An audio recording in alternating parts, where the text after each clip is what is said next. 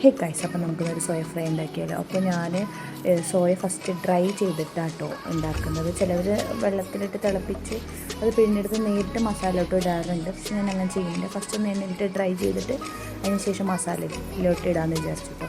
അപ്പോൾ ഞാൻ അതിന് വേണ്ടിയിട്ട് എടുക്കുന്നത് നമ്മുടെ തക്കാളിയും സവാളയും കറിവേപ്പിലയും മാത്രമാട്ടോ. ഇഞ്ചി വെളുത്തുള്ളി പേസ്റ്റൊക്കെ ഇടാറുണ്ട്. ബട്ട് എനിക്കിതിൽ സോയയിൽ ഇഞ്ചിയുടെയും വെളുത്തുള്ളിയുടെയും ഫ്ലേവർ വരുന്നത് ഇഷ്ടമില്ലാത്തതുകൊണ്ട് അത് ആഡ് ചെയ്യുന്നവർക്ക് ആഡ് ചെയ്യാം.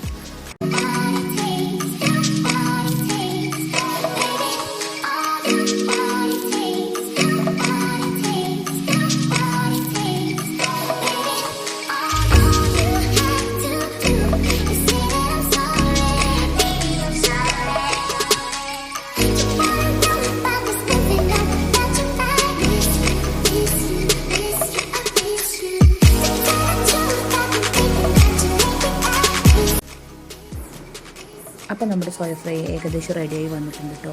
അപ്പോൾ മസാലയൊക്കെ പിടിച്ച് നല്ലൊരു ടേസ്റ്റ് ആയിട്ടുണ്ട്. അപ്പോൾ വീഡിയോ ഇഷ്ടപ്പെട്ട എല്ലാവരും സബ്സ്ക്രൈബ് ചെയ്യുക, ലൈക്ക് ചെയ്യുക കേട്ടോ.